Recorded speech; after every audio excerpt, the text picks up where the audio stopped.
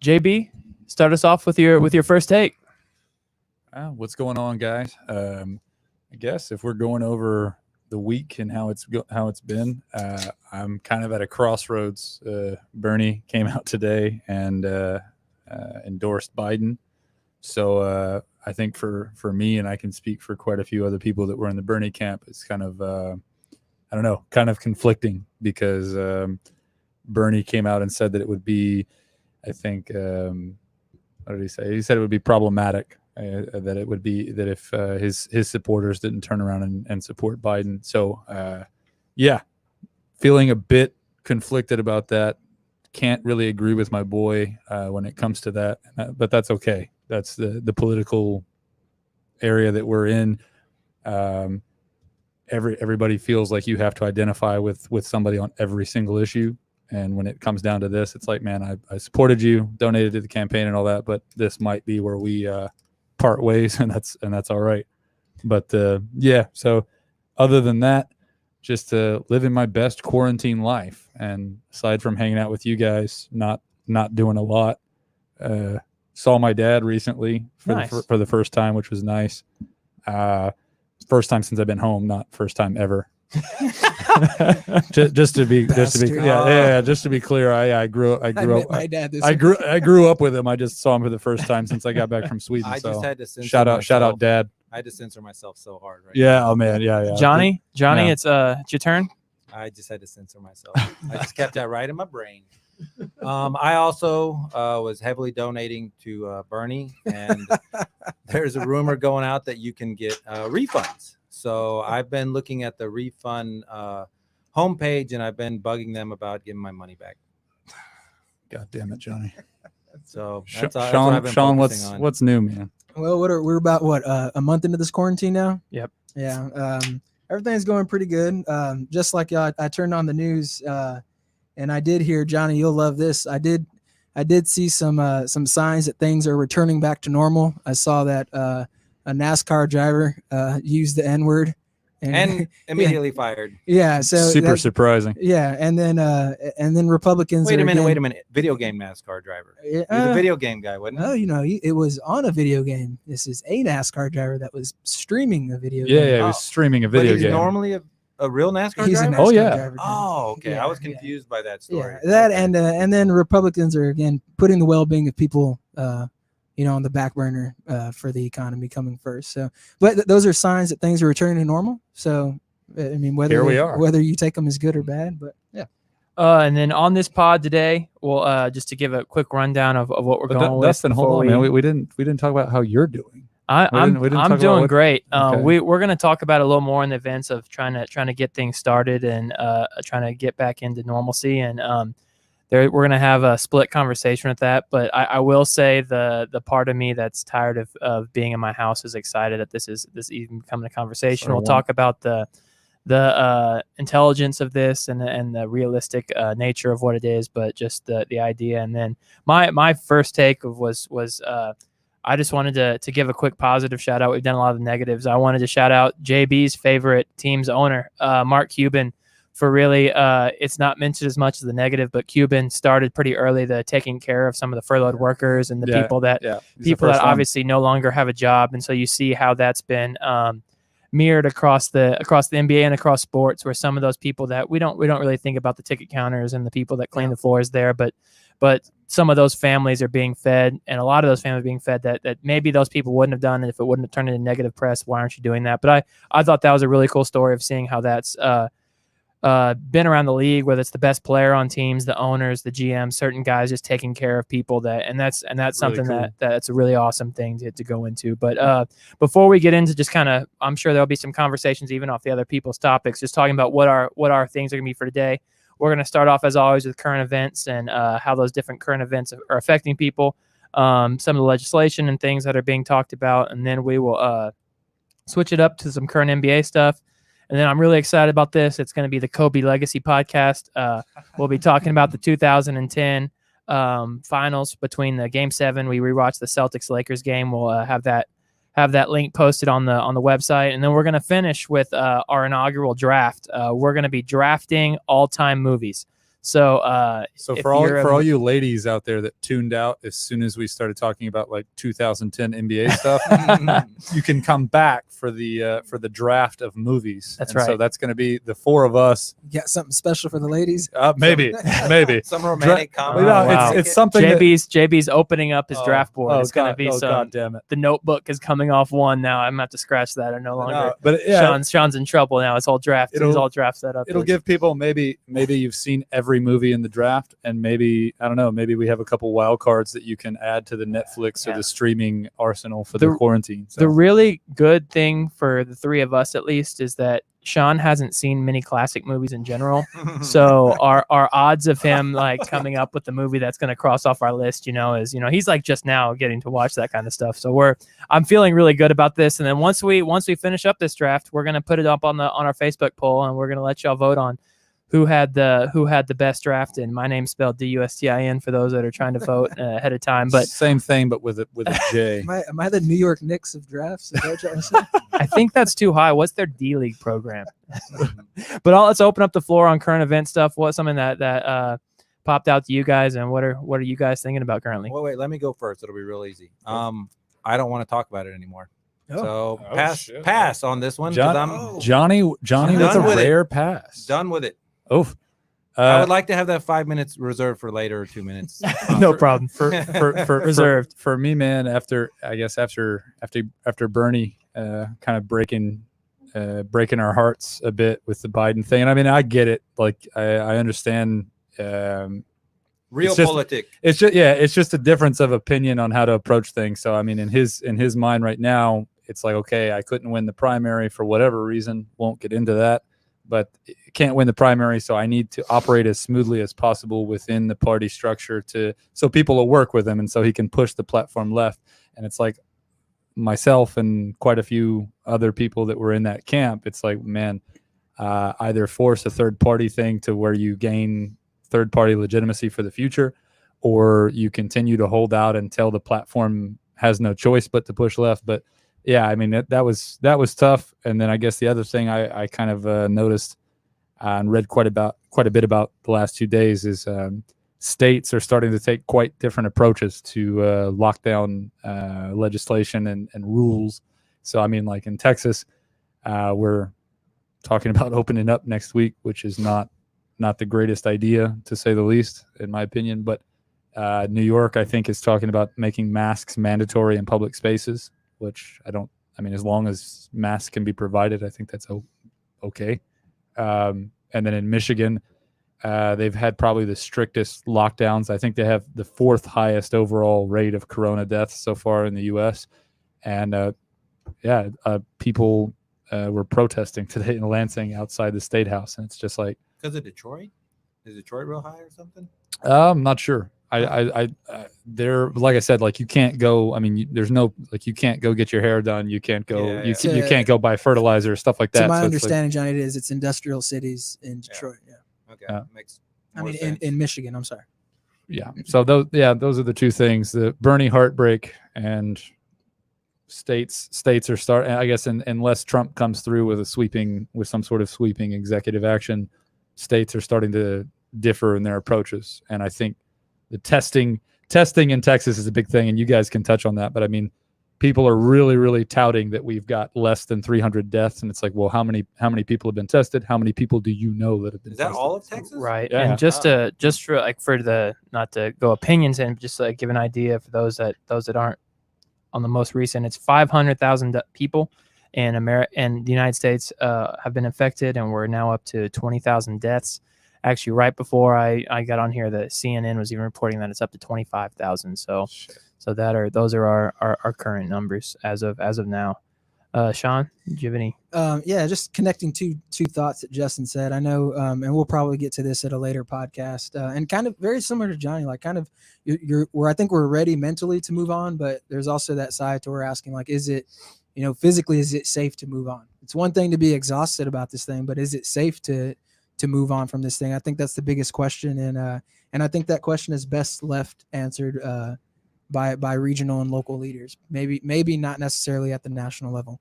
But to combine the two thoughts that you're talking about, Justin, I thought it was interesting. My guess for Biden's running mate was the governor of Michigan. We talked about that in the group text earlier. Yeah. But with this issue on the rise, as far as having the strictest lockdown in the nation, who's to say what the voters of Michigan are going to do, right? Regardless, I don't think I'm not getting all up in ends as far as what Bernie is asking us to do or what Warren is asking of progressive voters. I don't see a clear path to a presidency from the Democratic ticket at all. And so I'm kind of ready to move on from that. I don't see one unless there is unless there's a Michelle Obama on the ticket. I don't think that Well, it he happens. did open up the options of a transvestite. Really? Yeah, I God- heard God that damn it, Biden Sonny. said that he would maybe be open to Who did LGBT level. you hear that from? It could have been on the Babylon Bee. I mean, actually, well, but- yeah, God damn it. Well, no, I mean that's the thing, I suppose, is that all the stuff that's happened with the Democratic Party, it's unfortunate because it really does play into Trump's hands. But it's like there's such dysfunction right now that Why not Bernie? Well, no, even though Why not Bernie as even VP? even though you have somebody that's fallen, everybody's fallen into line now. Like even Bernie's fallen into line. It's just like name one enthusiastic Biden supporter. Like name one person that's been a Biden supporter since the summer or something like that. And it's just like you can't name. And it's like half the states, like they didn't even have people on the ground. Like they didn't have campaign offices, and it's just like that means something. And how they think they can coast in, like the entire party is banking on the fact that the country is so tired of Trump that they'll lay down and vote that way. That's the sales pitch, right? That's the sales pitch. You're not Hey. Trump, and it's like don't have a platform. Exactly. The entire platform is I'm not this orange guy, not, and it's not going to fucked. work well. Orange man bad. Yeah, No. on the reopening, just to remove the politics from this, just thinking about these workers. I feel like that's, as always, is the person that's unspoken.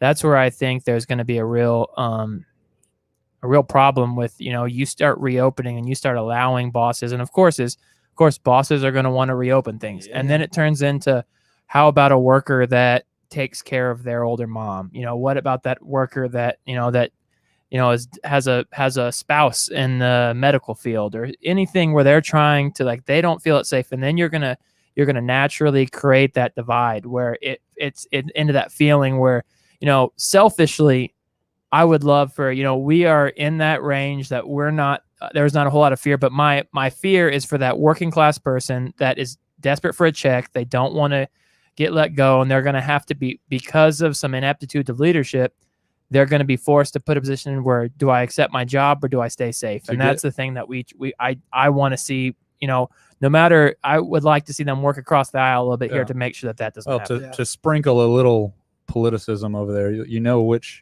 there was one candidate that was touted as the working class candidate, but yeah, he's not around anymore. He's endorsing the other guy. To your point, interesting fact, I know a lot of people, educators, are kind of comparing the coronavirus to the Spanish flu, and kind of to what you're saying, Dustin.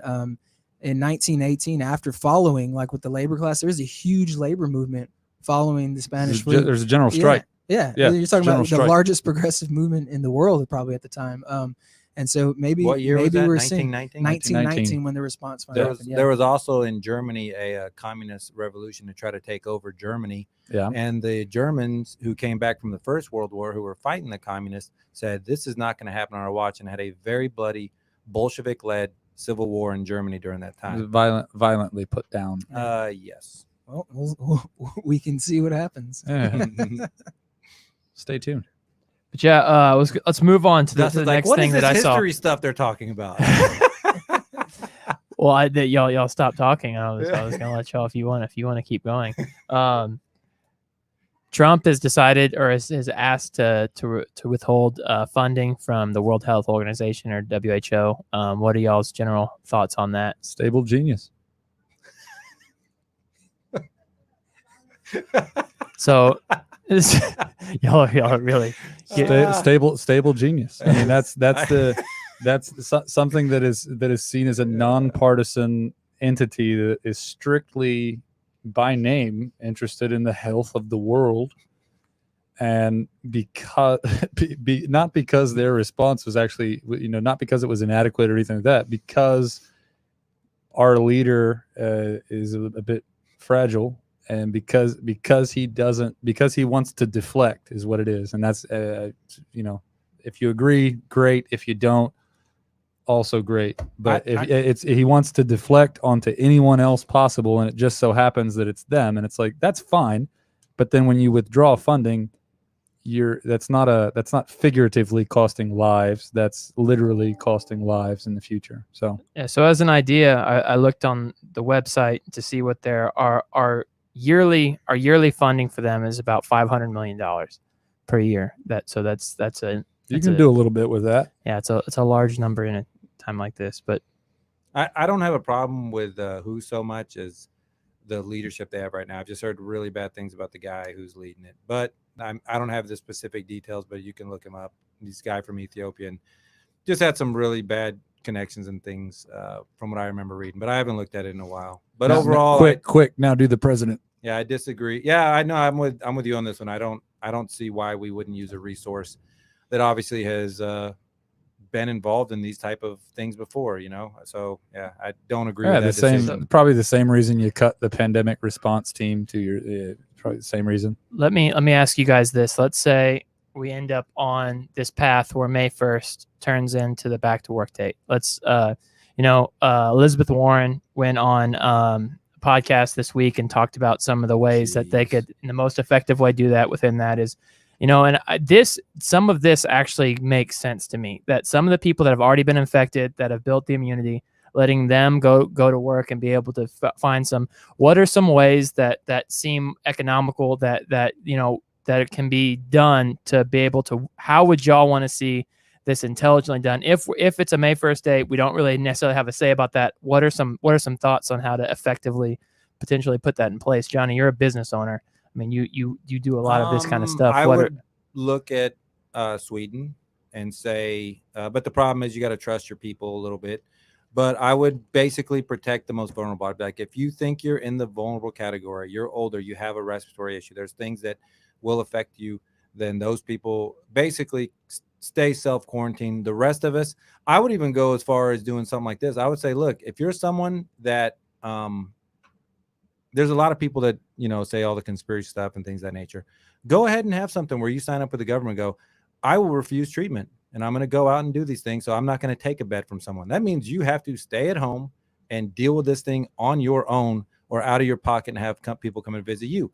So what percentage of the country would say, I'm more concerned about my job and not losing my house versus my risk of getting corona? But you literally just waived your rights to medical help. Imagine living in a place, though, that the claim of the best country in the world is widespread. And we're sitting here talking about if people will waive their right to something, or waive their right to treatment or whatever, but it's like you're having to choose between losing your house or your apartment or whatever, paying absolutely essential bills so you can keep existing, or exposing yourself. If you're in the service industry, like you're talking to hundreds of people a day. In whatever industry you're in, it's like you're encouraging people to go out there to make a living so they can pay for stuff. And it's like, imagine living in a country that claims to be the best in the world, and we can't provide any sort of security for those people other than, hey, this is a date, and because we can't stand any more quarterly losses, we want everyone to go back to work. Right. Yeah. The first thing I would assume would have to be schools. That would have to be the first conversation, because you're basically eliminating so much of your workforce if you don't have places for childcare, their children to go. I mean, I would think that would be the first line of conversation, and the second thing is probably just slightly expand what the essential. Well, and Sean said that earlier. He and I were talking, and it was like, are we back to normal? Is there any sense of normality until school's open? Because right. Yeah, so many schedules. Yeah. Well, to Johnny's point, when he's talking, hey, we're going to ask people to waive their rights. That's exactly how I felt about claiming that attending mass is an essential function. It's like, hey, you want to attend church? Go ahead and waive your right. Natural selection. Waive your right to a hospital bed in the event that Yep. these things become limited, and you get thoughts and prayers while the rest of us get health care. The parents that yeah. don't want to do, and I'm vaccines all over the road, all over the map on these things, but the parents that don't vaccine their kids and send them to school, same type of thing. You should, all right, I'm putting my kid in there. He's not vaccinated. I'm also going to sign a waiver saying that I'm not going to get medical treatment for this. And the thing that you said, you're talking about 5A, 4A schools. When I was at Pleasanton, I think this is before the oil boom down there. Yeah. Mhm. The number one source of jobs and incomes for Pleasanton was the school district. So Yeah. that school Yeah. district at that time was very, and I think the 3A, 4A type and 5A, 4A schools now are kind of in that realm. No, that's shit, man. It's a tough one. It's just you would like to assume that in a country, in the richest country that's ever existed in human history, you would like to assume that there's a bit of a safety net for hourly workers and people that can't step away from working for a week, or they miss their rent, or they miss this bill or that bill, and it puts them in an extreme level of hardship. You would like to assume that during a pandemic that they don't have any control over. You would like to assume there's a safety net, and in this case, it's dubious at best because of what we've got for representation in Washington. Well, let's move on to the sports part of this conversation. That not a whole lot's happened in NBA. We thought that we might be able to kind of break the what the NBA is trying to do to start the season back up, but that's, every time I start to hear timetables, it seems like it's borderline getting guessing. pushed. Man, I they're mean, done. it's- They're so done, man. I think that's we're edging closer and closer to a lost season. As crazy as that seems to And none to of it would in. be fans at the games, right? There would Correct. be, They've already talked okay, about that if yeah. they restarted. The thing that I keep hearing that I do the research is that it'd be like practice facilities, like LA. Yeah. Like LA's got enough between the Lakers and Clippers that they could take care of a couple of hotels, make sure it's on quarantine. Those players go back and forth. It needs to be quick enough that these guys aren't away from their family for too long. It'd be a very particular set of circumstances they have to get figured out. It'd be such a massive operation. This is what I'd like to see, and I've been kind of running this thought through my head for a while. I think it would be maybe the smartest thing to do, considering social distancing and limiting how many people. But I would like to see the NBA flirt with the idea of maybe opening up with a 3-on-3 in the spirit of like the Olympics taking it on. So in, you mean sport. like sponsoring an entirely new so not extending, not having it weigh anything, have any weight on the season, but Absolutely have not, an yeah. absolutely new competition. Try a tournament New out. competition. You're talking Something about like that. tournaments. Three Give on- us a tournament. 3-on-3 tournament. Have your best stars in it. Whoever wants to come out, you don't have to force anybody to come out of their homes. But this, I think, it goes back to what we're saying. Like, I know they had the 2K tournament. That doesn't fill my cup. No. That doesn't fill my cup Tell with him, basketball. dude, I At all. can play. We could play 2K at the house or something. Like you don't care if DeMarcus Cousins is playing against Chris Middleton or whatever. Like, no one gives a shit. As a coach though, because I love watching my guys play 3-on-3. I think it's the best way to learn how to play the game. Yep. And I think there's a unique opportunity here with the Olympics taking it on. I would like to see the best players in the world play some 3-on-3. Well, and Tokyo got pushed, so it's like Yeah. you have this time to kind of like condition people to like 3-on-3 and to get used to it and everything. It'd be a great idea. Obviously it would take some controls. You'd have to make sure that everybody in the facility, that's all the way down to the camera guy, that they've been tested and everything like that. But it'd be cool. I think the difference is small enough that if you're able to pull off a 3-on-3 tournament, you play an 8-team playoff. Because the problem, the thing I would say with that, like the guys, it's the same thing with the NFL. At current The guys records, that really need, Okay. you'd have to think of something like that, or Okay. maybe like a 2-game warm up for them to get into it. But like the players that need the money are not the stars that would be in Yeah. that 3-on-3 tournament. Yeah, It's you're like right. it's the guys at the bottom of the 52-man football roster that need that. The guys that are Right. between AAA and the major leagues in baseball. It's the guys that are 12th, 13th, and 14th. On the NBA rosters that they're the ones who are I going to be the agree. most interested in that. So I think Well, to be- eliminating those guys would be something that I wouldn't necessarily be for. I love 3-on-3 as well. Hey, I and think to it's be a great fair- idea, but for a future time would be to- what I to- would say if I was talking to NBA offices. Well, and to be fair, like, what if you said, all right, well, the stars aren't going to play, the guys that need the money and need to play. It's like, well, now Now no one's watching. You're not well, getting the TV money. well, no, I feel like anybody would watch anything. Like you would Oh, watch any yes. sports event possible right now. But it's UFC like, was going to be huge if they could have pulled that off. That was going to be one of the highest rated things in a very long time. oh man, like we said last time, it's a race to see who can get something competitive on TV first. But it's like with Sean's idea, like it's cool, but if you don't have the stars playing, then it's like, oh, you're making your lower paid people technically put themselves at risk. Or they're having to carry the weight of the league or whatever. But yeah, I mean, we all want to watch basketball, man. It's just it's at the weird. moment There's doesn't seem there's possible. no good. It's weird, and I heard Trump talking about this, and everybody thinks I'm a big Trump supporter, but I don't think anybody in this situation is gonna. It's almost a no-win situation for him. Like if he goes too early, anybody dies, it's his fault. If he goes too late, the economy's tanked more, it's his fault. Like he's in it like pretty weird. Welcome to the life of like an NFL quarterback or an American player on a basketball team overseas. Like if shit's going well, good job, man. This is one thing that I would say. Like I actually don't think Trump's being unintelligent on trying to at least kick the tires on this. Like pulling together, like this has been used throughout history. Like sports have been a way to take minds off things that are more important. So that if you somehow in a safe way, if you somehow in a safe way could get this thing going, the morale boost in this country, I think, would be absolutely huge. Now, the discussion on how safe it would be and how intelligent some of the people operating this, but if you get with a guy like Adam Silver, I think the NBA player would trust Adam Silver if he said he had their back and they thought things through as opposed to some of the other sports. They wouldn't be able to do shit without the Players Association anyway. Correct. So, but it's just,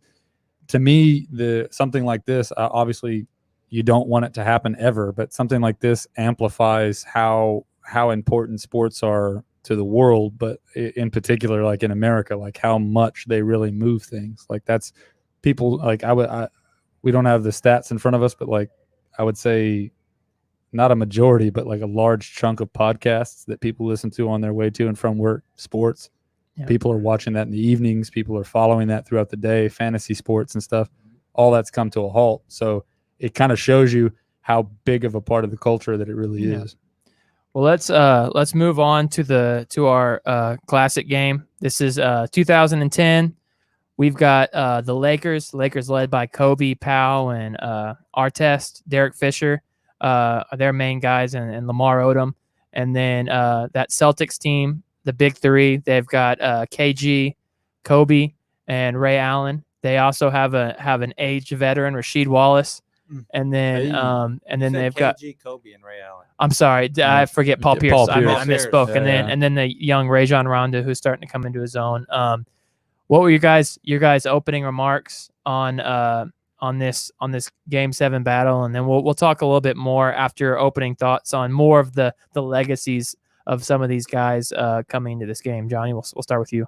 Yeah, I'll go ahead and take one for the team and just go ahead and get it out there. It was terrible.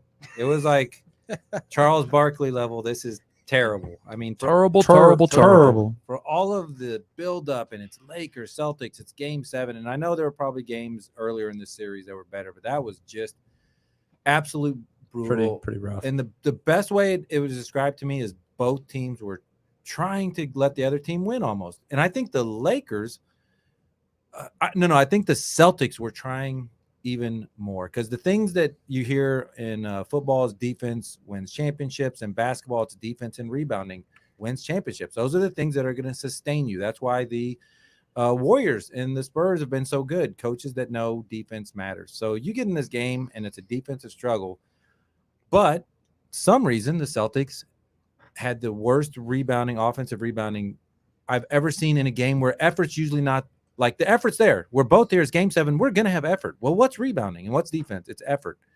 So my big takeaway is two things. I think two things the Celtics win that game, and one is out of their control.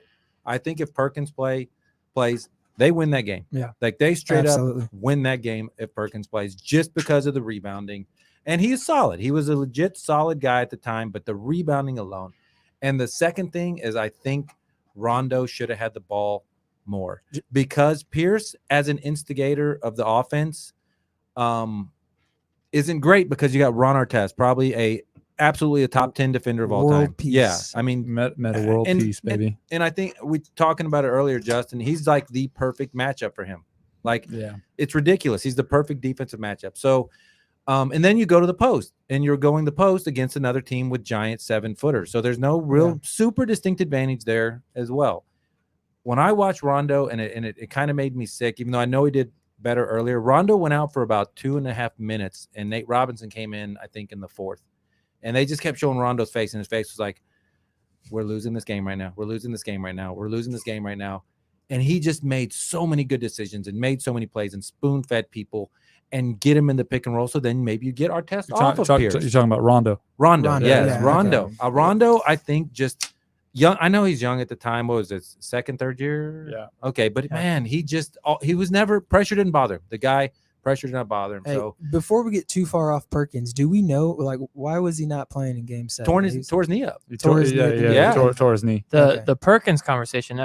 Let's get back to that. JB, what were your opening that's thoughts? over me. Because I'd like to talk about Perkins too. Man, I guess to start out, I mean, Johnny was not wrong when he said that it was an ugly game. And it's like in your mind, you imagine any hooper really thinks about like, okay, Game 7 NBA Finals, like you don't get any more pressure than that, and you also don't get any more glorious than that. And it's like you'd like to imagine great players just like balling out, and it's just like it's neck and neck, and everybody plays well. And in this case, it was like, well, none of the greats that you had. So you had Kobe and Gasol on one side, and then you had the big three for Boston on the other side. Nobody out of the stars really balled out, and so it was like almost a battle of who played the least bad. For me, it was like I think it was kind of the end of an era. We talked about that a bit earlier. Yep. Like LA started Bynum and Gasol, and so it's like it might be the last time in the NBA Finals ever that a team starts two classic two bigs, 7-footers or a 4 and a 5 that with neither one of them even looks at a 3 the entire game. right. With all respect to Kobe, you could kind of tell he was gonna take it, like he was gonna go for it. Like he went kind of Rambo and forced quite a few shots at the beginning, had a poor shooting game and stuff. And I think about that whenever there's the LeBron, Kobe, Jordan thing, and it's like most Kobe and Jordan people is like, well, Jordan and Kobe never deferred, and it's like, well, I can't ever think of a moment where maybe you LeBron should've. forced shots like that, and it's like there were moments where maybe that could have been a deferring moment, especially in the first quarter, and it wasn't. Might have been one of the last true Lamar Odom sightings. So like he played a few more years in the NBA, but like that was maybe the last. This is pre-Kardashian. Pre-Kardashian. Yeah. But it's the last. I think it was the last time we saw a playoff Lamar Odom. So he had one more decent regular season, but then in the next postseason, averaged 5 points a game or something. Didn't he end up with the Mavericks? Yeah, a little bit. and that hurt to see. Yeah. And then finally, Van Gundy, Jeff Van Gundy was one of the commentators, and he called it one of the most poorly played games you'll ever see. Van Gundy was great. I He's thought amazing. Van Gundy was great He's from amazing. tip to final buzzer. Yeah. So for Yeah. me, it was basically you see this big hyped up Game 7. It's two legendary franchises, and you forget. I mean, it's been 10 years, but like you forget how underwhelming it was as far as like it was just kind of a battle to see who did the least bad. Sean, As I hadn't watched this game. I haven't watched it since before today, since it happened, right? So it's been what 9 years, 10 years now. 10 years. But just looking at the lineup, right, when you're doing your research before the game, I was just delighted to see like just the list of role players, man, that were in this game, right? Like for LA, you got Meta World Peace, you got Derek Fisher, who's solid at the point guard any night you big put him guy. in the game. Yeah, Top and 10 role player of all time. Probably. any night. I feel great with Derek Fisher. on my side. You got Lamar Odom, who I'm still going to consider. I don't know if he ever made he didn't make the All-Star team ever, right? No. Maybe his first couple years. I don't no, think he no, did. no Yeah. All-Star selections. So I'm, actually. Really? I'm Wow. classifying Odom as a role player, right? Mhm. And then Yeah. on Boston's side, like the list is endless, right? Right. No disrespect to Ray Allen, who's been an All-Star year in and year out, but I'm not sure how many people classify Ray Allen as an All-Star because he's played a role and he's played it well throughout his career. But First 6 years. Yeah, he was, Yeah, and I the don't take man. anything, Yeah. and we'll get into this a little bit. I know we're doing first takes, but like Mhm. we're not gonna bash on Kobe or anything like that. But like I don't want to take any credit away from what Ray Allen did on defense. Like Yeah. if you look Yeah. no further than the Tough. first couple of possessions, like Ray Allen and Paul Pierce are making this guy work. It's not as simple to me that. Well, Kobe was missing shots. He was Yeah. forcing shots. Hey, these guys are taking away his angles. These guys are working. Well, These are professionals. And I mean, it's Game 7. You're playing against the Lakers in the Kobe era. Like who's going to be taking the lion's share of the Absolutely, yeah. shots. You know what the game plan is. It's your job to make it as difficult as possible, and the guy either makes them or misses them. Yeah. and you go And from so there. I was delighted to see like, hey man, I'm gonna watch all these amazing role players, Yeah. Rajon Rondo. I'm gonna watch all these guys. And I don't think Kobe did a great job playing within his role players. And when he finally did They give won. that ball up, They won. and probably that might have been the biggest shot of Artesta's career. That Yeah. 3-pointer that he hit with under he 2 minutes. second guessed it too. But when Just shot it. when Kobe finally did rely on these great role players, it worked out in his favor. Yeah. Yeah. So that's kind of my first What do you- take. what do you So think, my, Dust? my quick list is the quandary of modern day Derek Fisher. You know how Derek Fisher doesn't make the league. That he's a good European player, but guys like him are just so I'm not, and that's not sleeping on him. It's going to turn into like he doesn't hit on analytics. Like analytical people are going to tell you he's a below average point guard, but you see the greatness of a guy who knows his role, who knows when he's supposed to do what thing. He's going to take a charge. He's going to hit. He's not going to shoot a high percentage three, but he's going to shoot a high percentage three on the threes that he has to hit. Well, and he's never going to take a three or That he take a shouldn't. shot that you should not Correct. take. I mean, So that's the type of player that we just miss in the modern day game. Everyone kind of needs to fit into an analytical style so it's like you don't get many Derek Fishers anymore. So it was the loss of, that was an exciting thing. We talked about even before this, the end of an era for bigs. I was thinking kind of the end of an era for guys like Fisher. Guys like Derek Fisher no longer. Now they're just extremely good players in a Turkish league, and we know that they're at that level, but they don't. So that was just an interesting thing.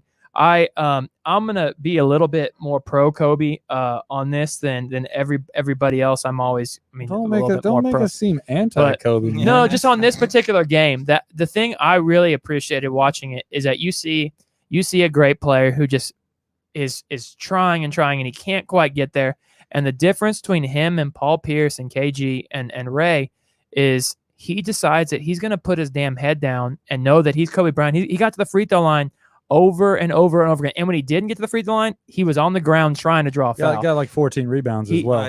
He was 24 and 15. And so he decided, him and Powell both decided, we're off. We're playing like dog shit. But we're gonna be champions. We're gonna be champions. And they decided to sacrifice. Well, and that's the thing. When you watch those guys, you can never had they lost that game.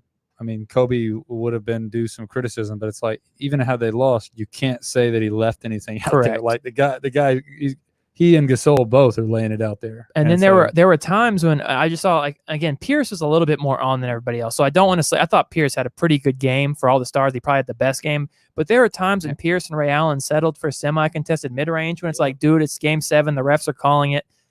Take one, and they just never did.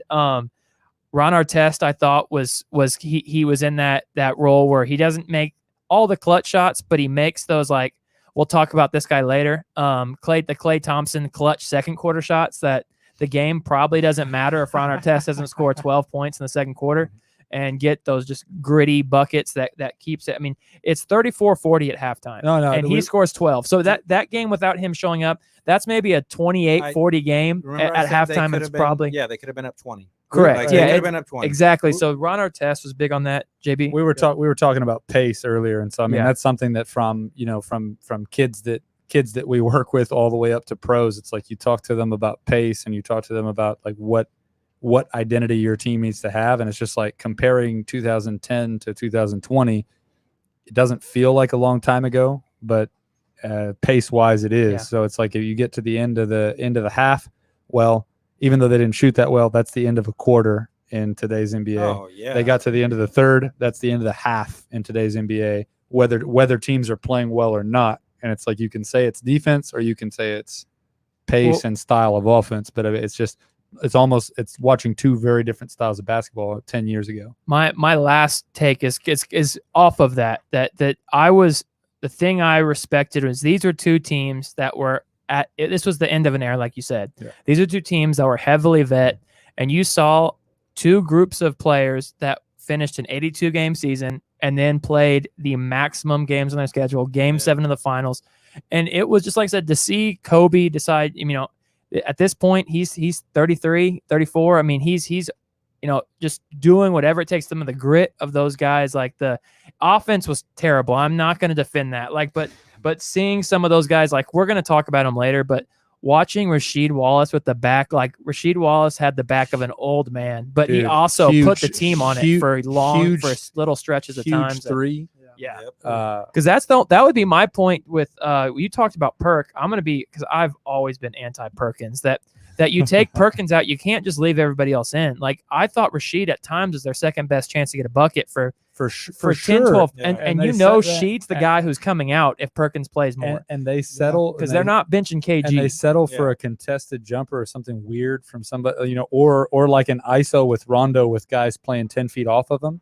And it's like Sheed's actually probably your best or second best player on offense, and you guys are settling for that. So I think both teams would look back on it and do things differently if they could. Yeah. I mean, any team would.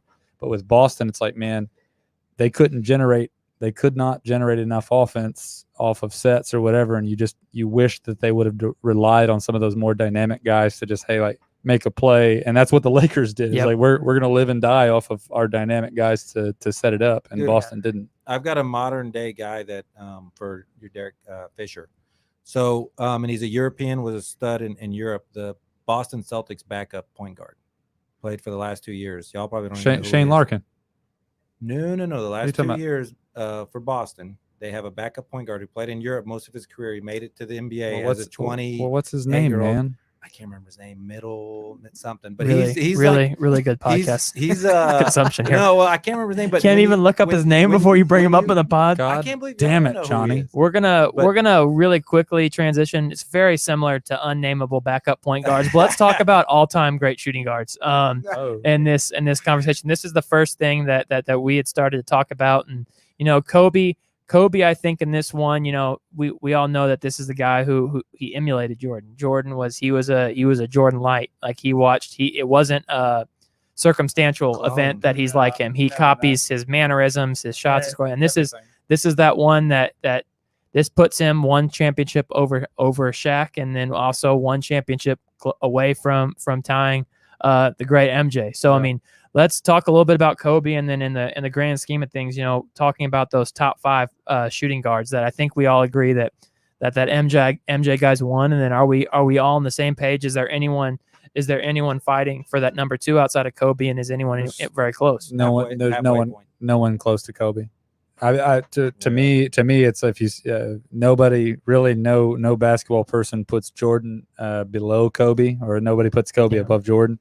But outside of the LA city. Yeah, maybe. Yeah. But I mean, then the same thing could be said for Kobe. It's like outside of Jordan, no, you can't even mention anybody, any shooting guard in the same breath. And so for us, it's like it's easy with the top 2. Hard to say. Hard. 3, there's 3 through 5. Huge separation between 2 through 3. And there's not that much. There's not any more separation. There's not more separation in any other position in basketball. I think we said it earlier, like talking about point guards, small forwards, power forwards, and centers. It's relatively it's relatively easy to say we've got 5, and then we've got a couple guys that could be in there. For shooting guards, it's hard to even. Those start are the 2 you can write in with a Sharpie. Everyone else, I think you might have to have an eraser. You need an eraser for the shooting guard. Well, we kind of put together a list. I think did anybody we were talking. Is Wade fills out the number 3 spot for all of us? Johnny, you're the one that I don't know if you Johnny hates agree to that? Dwayne Wade a lot. Clyde Drexler's ahead of Wade. 3. I'm going Iverson on 3. And then so we have an Iverson spotting. We'll talk a little more about that. I got to obviously I gotta y'all go Wade. Then Wade's 3 for JB and I, and then number 4 for me. This one will be, some of you guys might disagree. I don't know, maybe the person to my left, but some guys like efficiency, all level, all league defenders, and I happen to be one of those guys that if I can have a 40, 50, 90 on my roster that guards that team's best wing, but I'm going to go Klay Thompson here at number 4. Certain people on this podcast aren't big fans of him. I'm a huge fan. I mean, there's then there's others. Sean, what do you Yeah. think about the number 4 spot? I'm not sure why Dustin doesn't believe I'm not a Klay Thompson fan. Well, who's your Um, number 4? Let's just he's- both pick Klay. Well, I got Iverson at 3. I got Wade at 4. And so if you're gonna ask, we're gonna go down the list and just say I do have Clyde Drexler at Okay. the 5. I like Klay Thompson, man. Yeah, I you know- respect two-way players. I respect two-way players. Just not. You know not what on I top you know what I five. really love about guys that love Klay Thompson, when they put a guy that has very limited efficiency in Allen Iverson and played no defense ahead of him. That's when you Iverson led the league in steals for yes, a while. watch the way he played. he Yeah. jumped passing lanes and didn't guard a soul. Pickpocket. Yeah, Uh-huh. that's So but that's that- how you really show love, is put a guy who's won no rings and So Yeah. to be clear, Sean's got our top 2. yeah. Iverson, and then- Iverson, Iverson, Wade, Drexler. Wade Drexler. And okay. then Sean pulls a Joe Biden on the podium without a teleprompter and just complete brain fart. He's like, "Oh, is this 1982? I am going with Michael Cooper. Is Michael Cooper still on the board? He's a two-way player. He is, but he's a 3, right? Yeah, He's a 3.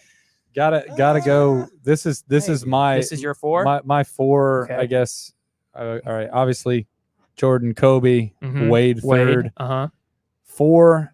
I gotta go. Rick Barry. Yeah. Wow, Okay. God dang it. And no, that's big. You can have it's him cool, at 4 Johnny. too. We can Johnny. share that, Johnny. It's all right. And then Think 5. Justin's a little white enthusiasm over there. Five God damn it! Think maybe. Hey, 5 is a toss. 5. I'm going off numbers, man. 5 Let's is hear it. 5 is a toss up. Before we get to your 5, here are a couple of the honorable mentions that you're probably between. You've got Reggie, Yeah. you've got Harden, you've Yeah. got Oh, I forgot Drexler about still on the Reggie. board, Yeah. and then obviously a worthy pick in Klay Thompson if you want to go, and no, you have my- a surgeon Argentinian. That's could the be your thing. number 5 That's as the well. thing. My 5 is a toss up between Clay and Manu, and it's like if you go off resumes, it's Before you similar, give but- your Klay or Manu discussion, which both are a headache and both give you a pain, if you're dealing with either one of those things, make sure you go to CBD Oil at Natural Heights. That's at 1880 Nacogdoches Road.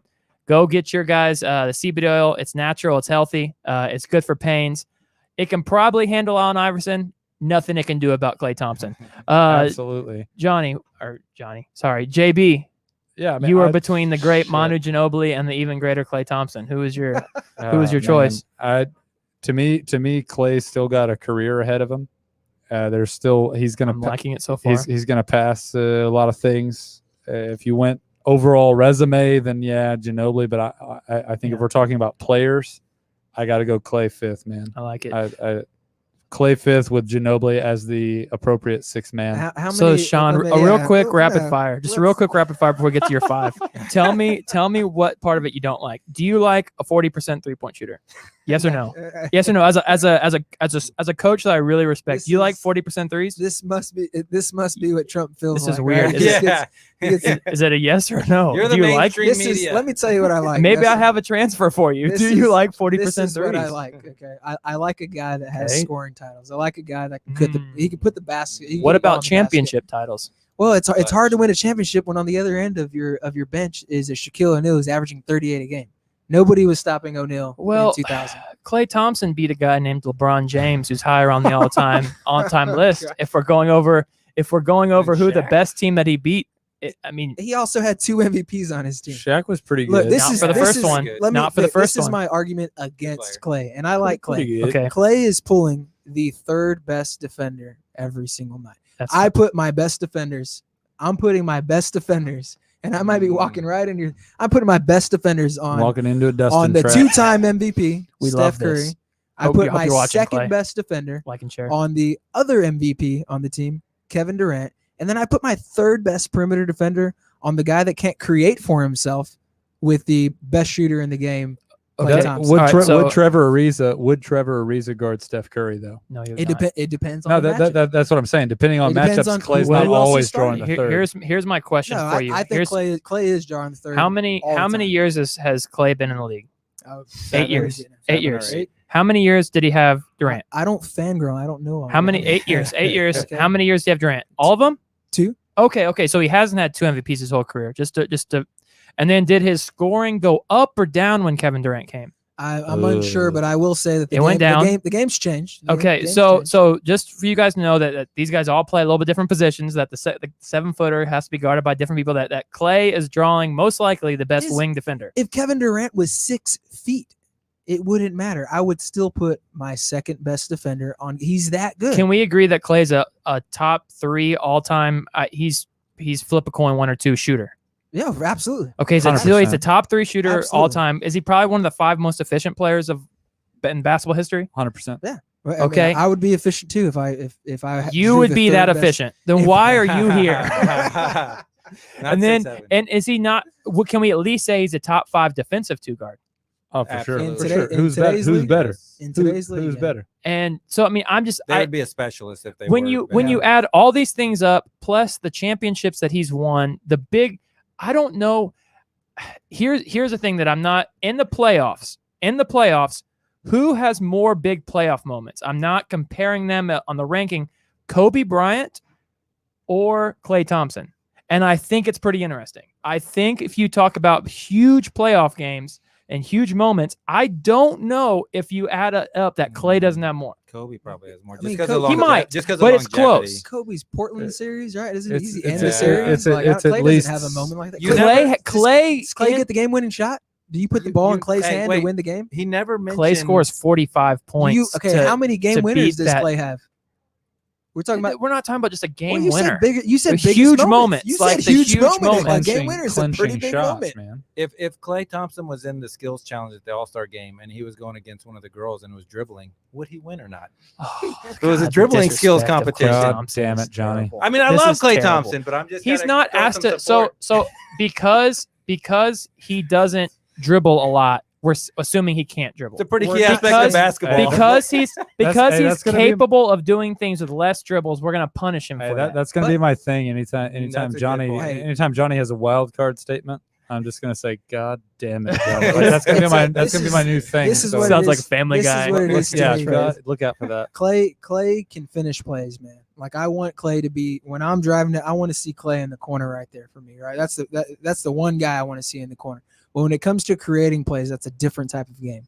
And if I Passing. had to choose Passer. between if I had to choose between a Clay and a Damian Lillard, and you can only have one on your team, Oh, and you no, can no. only have one Yeah, on your team, I agree with Guys, I'm taking a you Damian guys Lillard. underestimate. Yes. Listen, y'all are all That's a coaches. fact. Y'all are Yeah. coaches. Put No, Clay in the post, man. you're Listen, right. Clay can post, and here's the thing too that you guys, I guess we're forgetting that they respect him off the ball. You want to know why Looney and these other bigs are getting slip dunks? It's because every single time you have to be perfect on a down screen with him.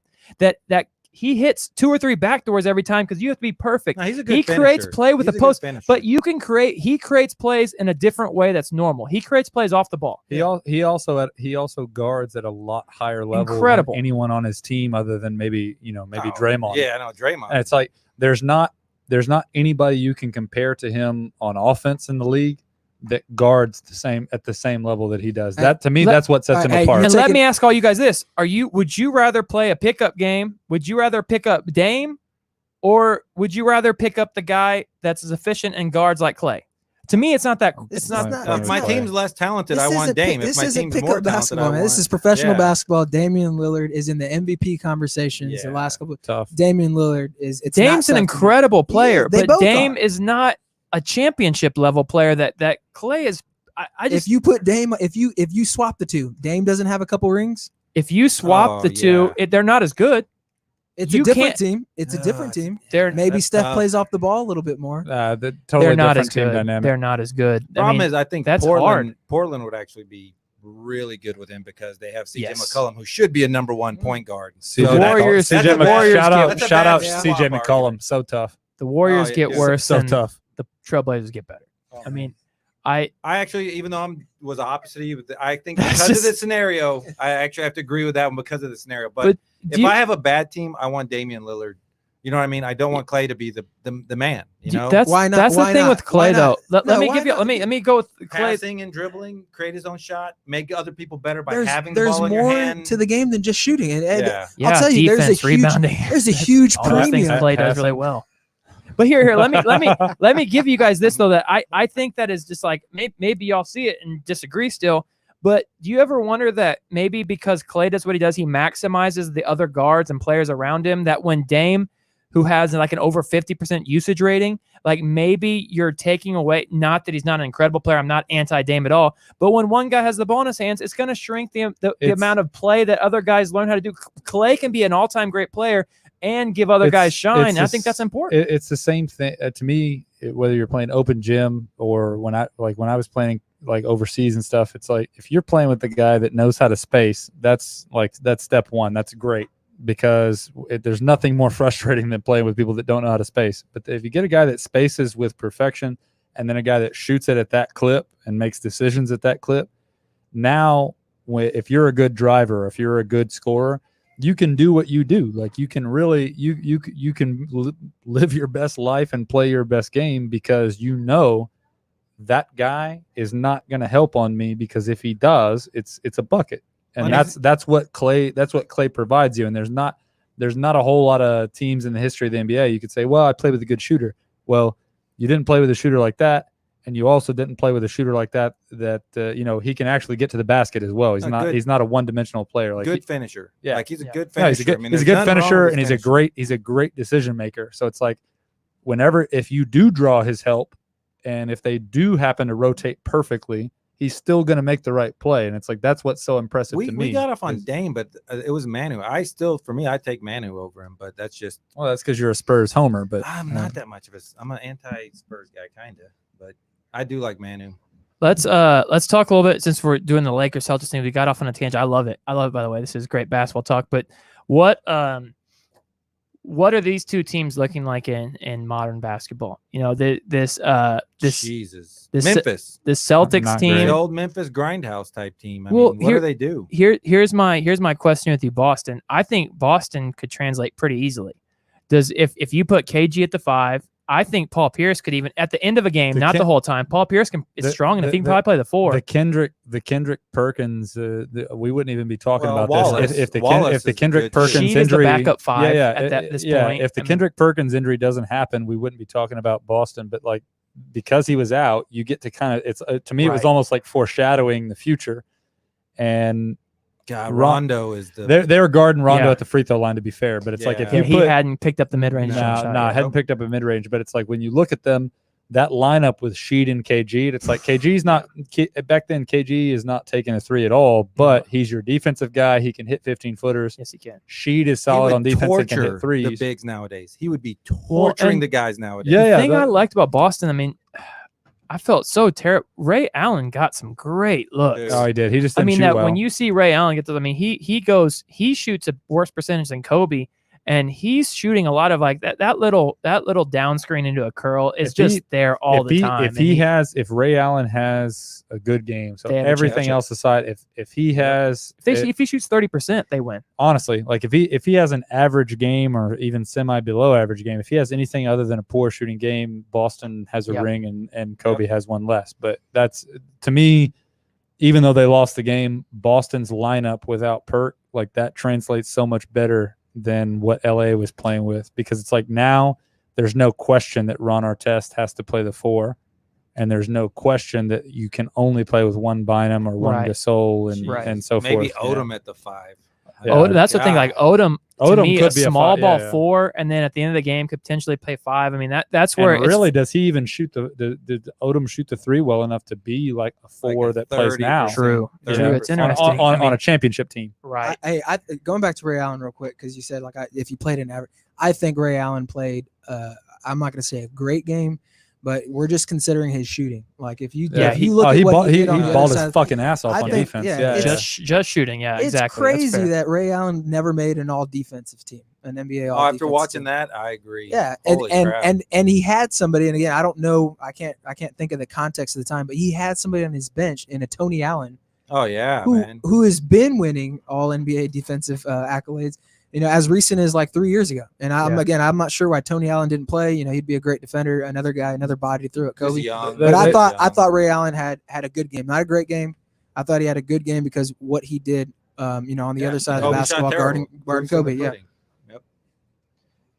Yeah. Off of Oh, those. hey, wait. Before we Yeah. in Celtics, I told this to Justin. I was like, besides the last 3 threes, think of the top 3 highlights of this game. Shit. It would be.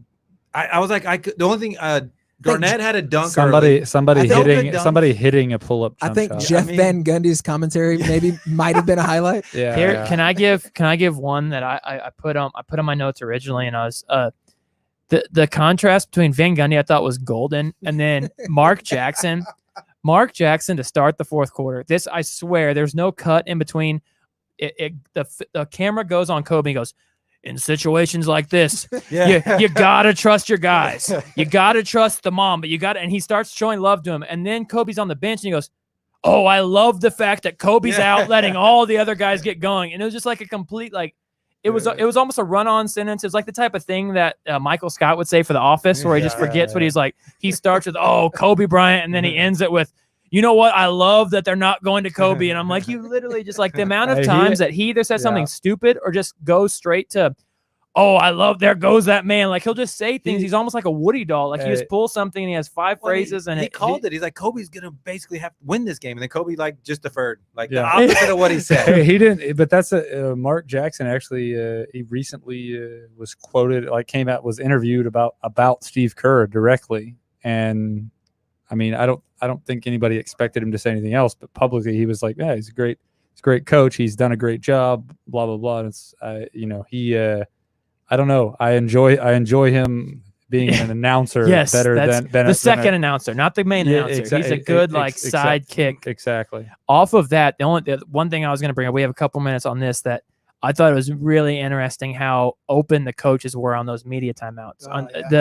Phil Jackson just says to Doris Burke, and Doris Burke is timeless, by the way.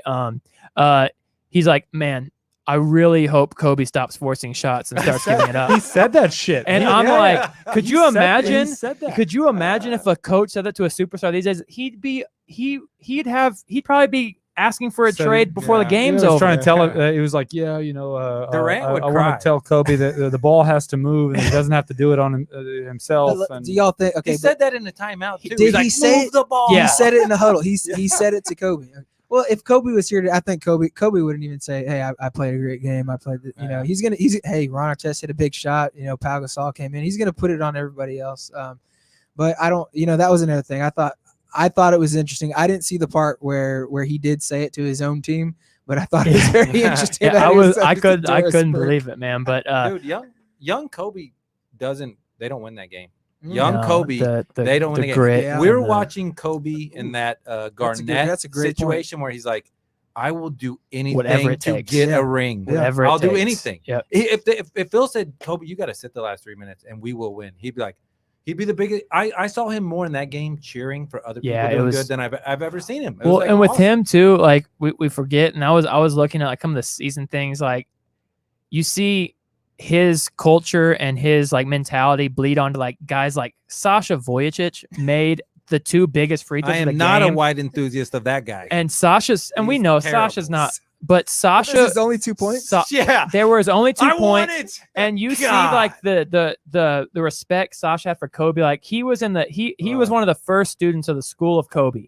Like Sasha would have They by got him- himself without Kobe. Like there's no chance. And seeing some of those guys like Jordan Farmer, some of those guys that That's just I mean, terrible. even Artest at times he was, but we're gonna have to move on. We can go back to this on final thoughts. We'll leave the we'll leave the link for you guys. So That's when we right. share the link and stuff, we'll leave the link to that game. So if you're at home, hopefully you're at home. If you're at home and watching this and say, what in the hell are these guys talking about? There's no basketball on TV. Well, it's because it's a game that was 10 years That's ago. right. And we'll leave the link. Watch it. And I promise you, for any hoop heads out there, for any sports people out there, I know it seems a bit dumb, but once you actually get on YouTube and start watching a game, it's almost like it's going on Yes, now. it And is. it's a bit, if you're really into sports and you're really into basketball, like for sure you can get something out of it. Good words. So we're gonna finish with our top 5 movie draft.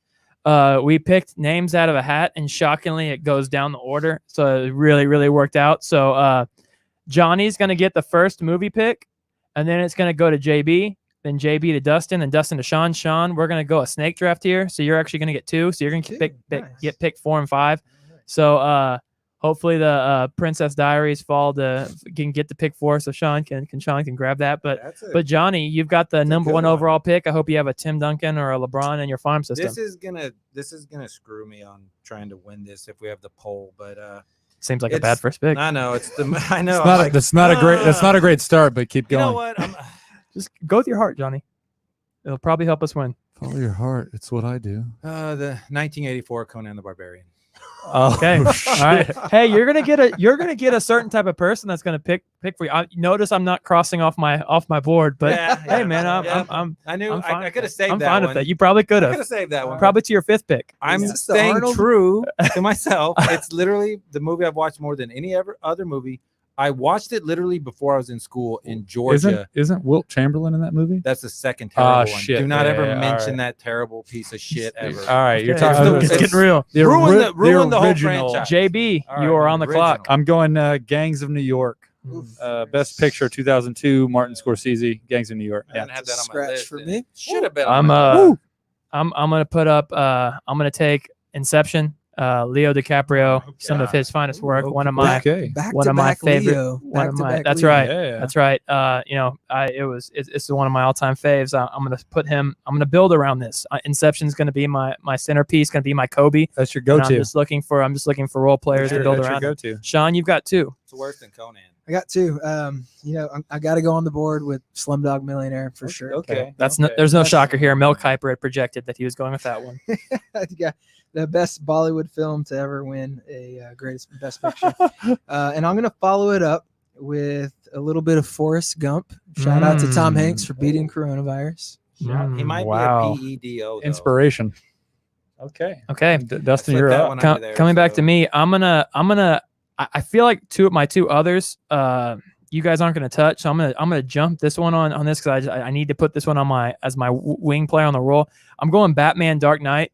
The Joker, one of the greatest villains, and that was Christian Bale. the greatest Batman in my eyes. That That was was Batman for sure. it's just one of my Hands favorite. down. That's maybe my most rewatchable movie. Every time that was on TNT, I was gonna watch that one. So that's my number 2 pick. That's a really good pick. Yes, you're saying Groundhog All right, Day. man. For me, man, I've got to go. Yeah, I got to go Fight Club on this one. Oh, wow. 99 Fight Wow, Club. great pick. Yeah, I got to go Fight Club. Great pick. For mostly, and this is a disclaimer. Can we there's talk about Fight Club though? Fuck, dude. There's a lot of Next. yes. There's a lot of people that are like a lot of guys that are like, oh yeah, the Fight Club, and it's like, well, do you really know what it's about, or do you just like it because there's Brad Pitt and fighting and Edward Norton? It's like, but the social commentary that Fight Club delivers is what Who delivers the best performance in that one? Holy shit, Ed Norton was the best. Doesn't he think- come out with the win there? Edward Norton. I He's think. the Ron Artest of that Yeah. like that game. Like he, The you're not girl as is. expecting his. Dude, oh, the she's- girl's the Ron Artest. She's dude. good, but God, yeah, very that's, good. That's Tim. yeah. That's Tim. That's Tim Perfect- Burton's wife, by the way. perfect really knowing Yeah. good that. for Tim Burton. You got it, Johnny. Johnny, you got 2. Well, this for Justin, I got to tell Justin this because he will appreciate this a lot. So, Well, we not when that push pick. movie came out at the movie theater, I had gotten punched at Boktoberfest and had a black eye and a Yes. shaved head. Yeah. So Oh, no. That explains went, a lot. I went to the movie Nice. with a black eye Yeah. and a shaved head. That's a fan right there. man. not knowing what the movie was about. That's an unexpected fan. That's awesome. To be fair, man. Johnny, the movie was called Fight Club. Like, what did you think? Yeah, but I didn't know how bad it was. You know, That's fair. So I'm sitting That's there in the fair. movie theater, kind of looking around. I got my shaved You were head, my basi- black eye. you and were- I'm look going, like you look like Ed Norton a little bit. Yeah, I could well, see you pulling that's that a off. fan. That What's your next pick, John? man, can't go wrong with this. Long movie, Braveheart.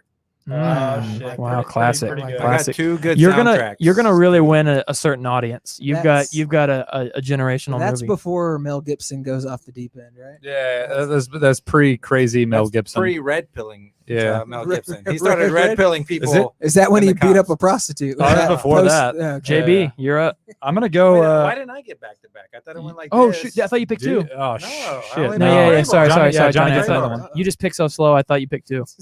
Aliens. Okay. Second one. Okay. Not crossing that off. Oh, that movie. Best Uh, sci-fi. I- Best sci-fi. Hey, check it out, man. I got the Departed, another Scorsese Mm. joint. Good. Yeah, Good best, movie. best. Another Leo. This is Leo's third. This is Wow. best picture. We're Leo fans up in here, but We yeah, are. best picture from 06, the Departed. Yeah, that's me. So Bear Attack I'm made it gonna better. make mine quick. I think this is a steal in the third round. We're gonna go Goodwill Hunting here. Okay, so cross it. Shit. Cross it off. you look over here? Major. Cross Oh, it that off. Court vision. Hey, hold up, guys. I gotta go see a girl. Hey, Sean, how do you like them apples? It's Como te gusta esta manzana. All right, Sean, you're up, So buddy. I got two picks here, right? You got I got two. Okay, I'm gonna go ahead and finish this Leo DiCaprio Oh. jerk Another fest over one? here. And no, y'all don't have it, but it is a great movie, and it won Best Picture. Is Titanic for sure. So you say what you want. So You're good. Say fire, what you dude. want. Boy. You're Oh, literally. boy. You should have said Revenant. Someone's Wow. pandering The to the female Revenant. vote. This is Wow. The Revenant. All our second and Oh, third he grade won. classmates. Oh, Thank you. my God. hey.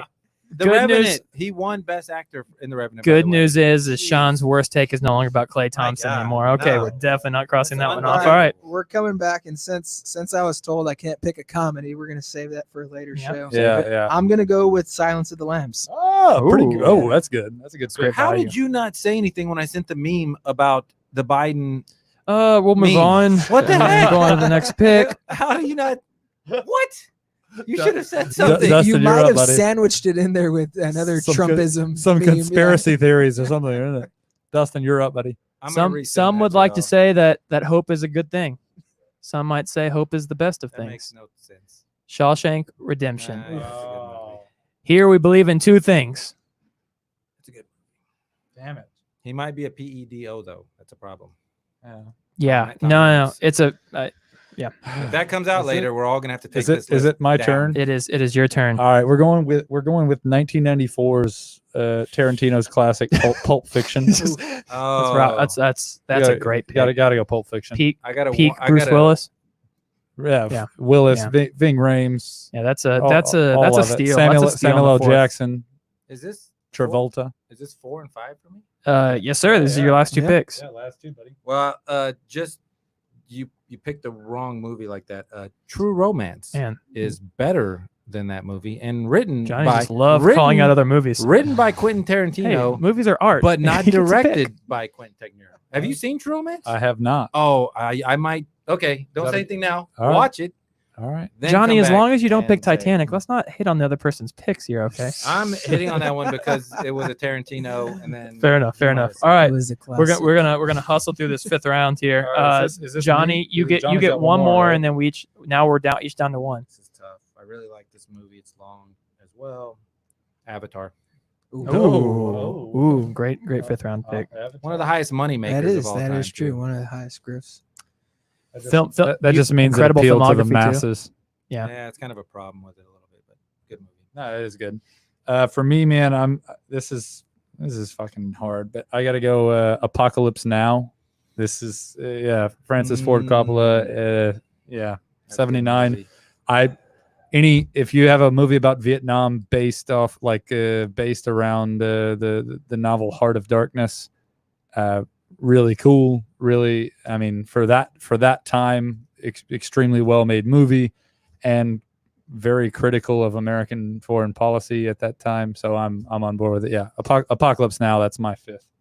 My honorable Good soundtrack. mentions. My honorable mentions are Gone Girl. It was close, and Interstellar. I Ooh, loved that's a good- that's a good one. both of those. Solid. But I'm gonna go with more of a personal. I wouldn't necessarily put it over Interstellar, but I'm a huge Marvels nerd, so I was between Infinity War or Black Panther, and I'm gonna go with my the God. Avengers God- Infinity War. God damn it. That's right. Dustin is I'm Dustin taking is it. single-handedly taking it. trying to get the Infinity poll War. on Facebook. Infinity War. Oh my God. All right. If you Dustin, like- if if you Dustin like- wins, it's because of that. If You you could have said Fast and Furious. One of Choose- those. choose- no, Hey, I would hey, never Alien compare Hey, the my- Marvel universe with the hey, Fast and Furious universe. the guy The that- Rock would never be allowed as a The guy Marvel that superhero. directed 2 of my top 5, Scorsese, just started an uproar because he said that that Marvel They're movie, like not. superhero movies, They're aren't not. aren't filmed. They are. Yeah, that Blade Dustin, is. but if Hey, Dustin you know wins, it's what? because of that pick. Blade- If you guys Damn hate it. if you guys hate Marvel and want to say that before we put up the poll, that's fine. If I you don't- guys I don't don't like hate- comic book movies, some people like comic book movies. I don't hate Marvel. I don't It's hate fine. those. It's okay. All right, So JB, last- just for record, before we go, JB does hate comic book movies and God, wants you to they're not God vote for damn. him. They're Blade? just not filmed. He They're said not. he They're liked not. Blade. They're not filmed. All right. So Blade?